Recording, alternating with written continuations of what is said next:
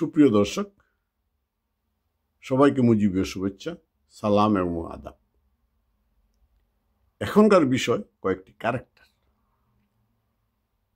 প্রথম যে ক্যারেক্টারটা নিয়ে আমি কথা বলতে চাই, সে নাকি একটা পিনাকি ভট্টাচার্য,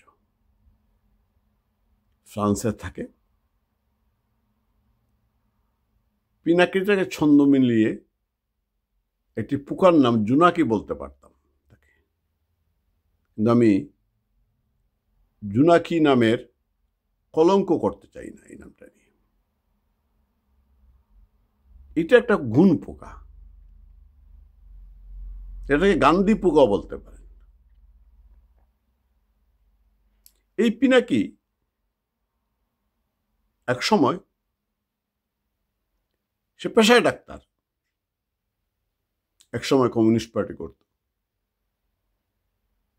আসলে কমিউনিস্ট পার্টির ভিতরে সে হয়তো এজেন্ট হিসাবেই ছিল, কিন্তু রাষ্ট্রদ্রোহী দেশদ্রোহী কাজের কারণে বঙ্গবন্ধু কন্যার সরকারের সময় তাকে দেশ থেকে পালিয়ে যেতে হয়। পালিয়ে গিয়ে সে আস্তানা নেয় প্যারিসে।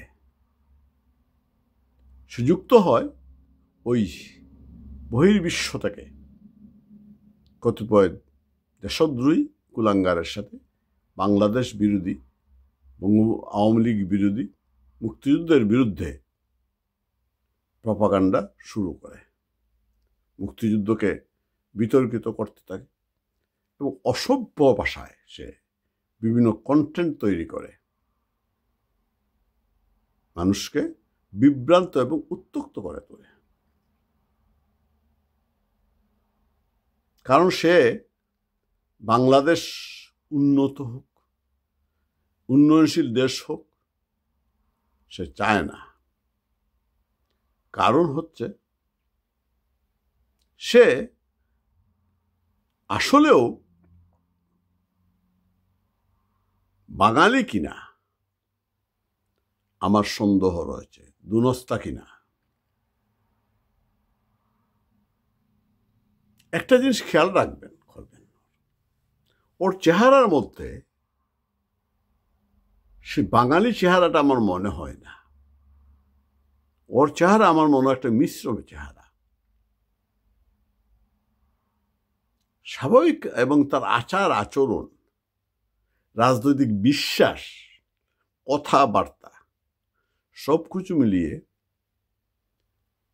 আমার কেন জানি মনে হয় তার জন্ম বৃত্তান্তটা আমাদের জানা দরকার। ইদানিং কেউ প্রশ্ন করছেন সে কি আসলে হিন্দু না মুসলমান। আমি মনে করি সে হিন্দু না মুসলমান না, সে পাকিস্তানি বংশোদ্ভূত। নতুবা তার আচার আচরণ এমন হবে কেন?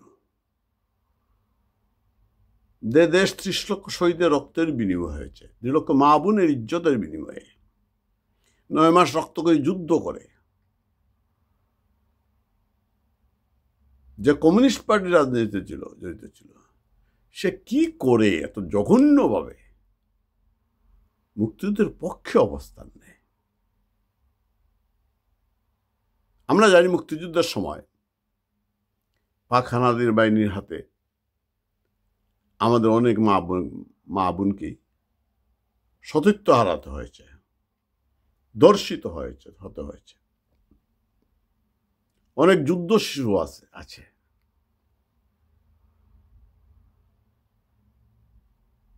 সেই মহিলাদের মধ্যে মুসলমান, হিন্দু, বৌদ্ধ, খ্রিস্টান সবই ছিল।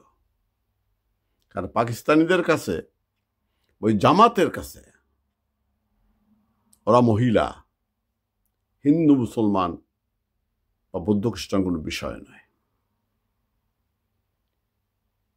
এখন আমার সন্দেহ হচ্ছে পিনাকির মা কি সেই দর্শিতা বা সতীত্ব হারানো কোনো বীরাঙ্গনা? পিনাকি কি আসলে পাকিস্তানের কোনো জেনারেলের অথবা কর্নেলের সন্তান? এটা আমরা প্রমাণ করতে হলে আমি মনে করি ও ডিএনএ টেস্ট করা দরকার। ডিএনএ টেস্ট, তাহলে প্রমাণ হয়ে যাবে আসলে সে তার রক্তবীজটা কোন জায়গার।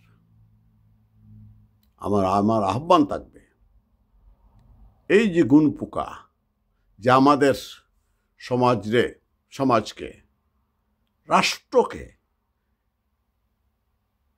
তিল তিল করে ভিতরতে খেয়ে নিয়েছে, প্রপাগান্ডা সেরা হয়ে গিয়েছে, অপপ্রচার চালিয়েছে, তার জন্ম বৃত্তান্ত আমাদের খুঁজে নেওয়া দরকার। সে আসলে কি? আমার কেন মনে হয় সে কি রয়ের দালাল হতেও পারে। সে হয়তো কোনো কারণে রয়ের পারপাস সার্ভ করছে, হয়তো সে আইএসআই এর দালাল এজেন্ট, মাসাদের ইসরায়েলিদের এজেন্ট হতে পারে, মোসাদের এজেন্ট হতে পারে। এইগুলো পিনাকি নিয়ে আমার কিছু বলার নেই। শুধু বলবো, পিনাকি তোর বাড়ি ঘরও কিন্তু বাংলাদেশে আছে, তোর মাও কিন্তু দেশে, সুতরাং খেয়াল করতে হবে, সাবধান। আমি আরেকটা চরিত্র এখানে আলোচনা করতে চাই।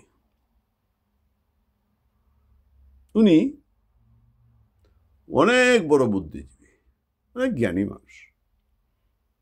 এর আগে, এই 5ই আগস্টের আগে আমি ওর কোনো কন্টেন্ট আমি দেখিনি, শুনিনি।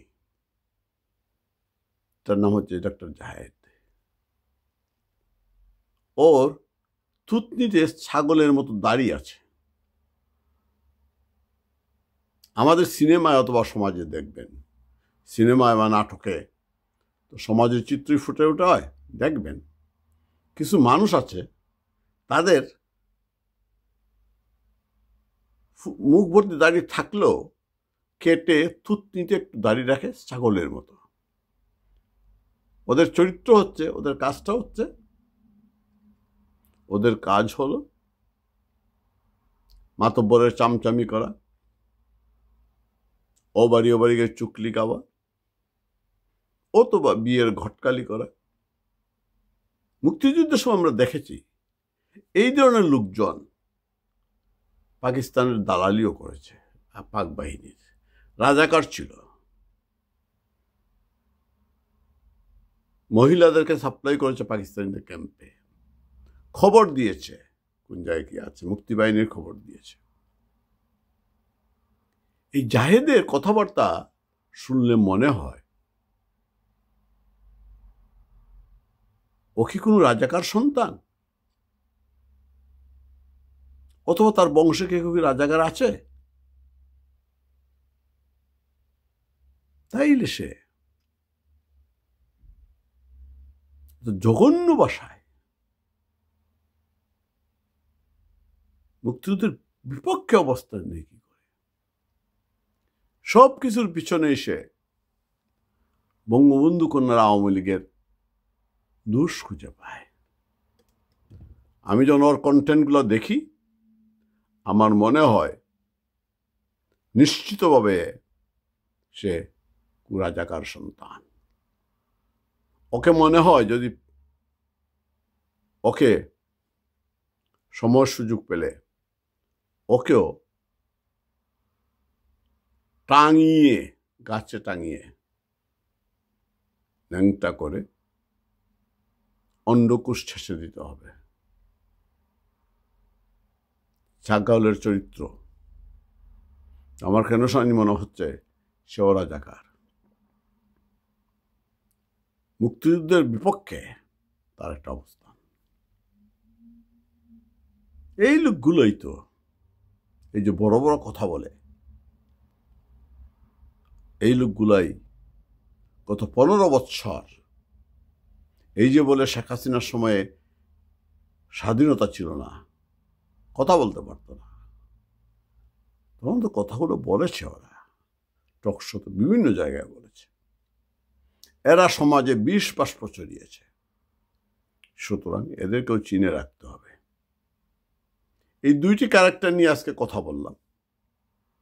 পরিশেষে আবার বলতে চাই, পিনাকির ডিএনএ টেস্ট করা অতীব প্রয়োজন। আমাদের জানতে হবে সে আসলেও বাঙালি কিনা, বাংলাদেশি কিনা। আর জাহিদের পরিবারের খোঁজ নিয়ে দেখতে হবে ও কোনো রাজাকার পরিবারের সন্তান কিনা। ভালো থাকবেন, ধন্যবাদ। কালকে আবার কথা হবে।